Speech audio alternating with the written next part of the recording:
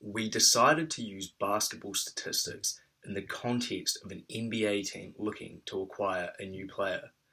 Basketball is a team sport, and as such, you need to be able to collect not just the five best players, but the five best players who fit and contribute together and contribute to a winning team.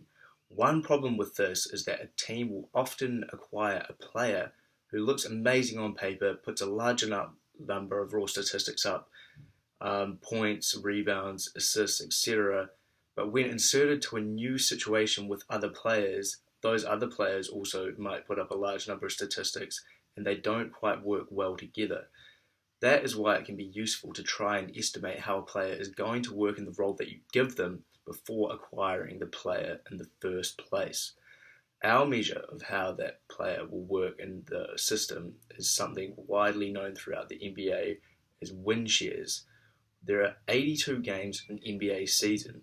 If an NBA team goes 82-0 and wins all 82 games, then that team will then earn 82 win shares, which is spread out over the players and the team, dependent on how much each player will have individually contributed to each win. Now, this is obviously something that is quite difficult to calculate, given the number of factors that go into, given the number of statistics, essentially, that there are in an NBA game. A player may score 60 points, for instance, but if they do that on poor efficiency, that will mean that they have taken off shots from another player who may have hit those shots at a much more efficient rate, thus being a net negative on the team. So just looking at something like points can in some ways be useful. It can show you the amount of offensive firepower a certain player has, but in other ways it can be an inaccurate measure of a player's performance and their contribution to that team's win. In our project, we looked at win shares as our dependent variable and a number of offensive and defensive metrics as our independent variables.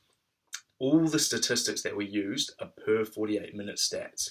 So what this means is that they're the number of stats a player would attain if they were extrapolated to 48 minutes of playing time at current production rates.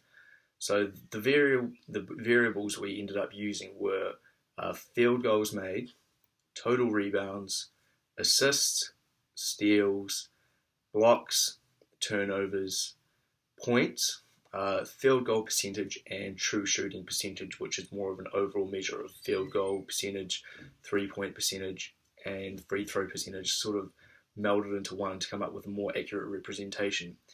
These statistics were chosen in order to give a solid overview of both offensive and defensive measures in order to measure the player's overall impact on the game.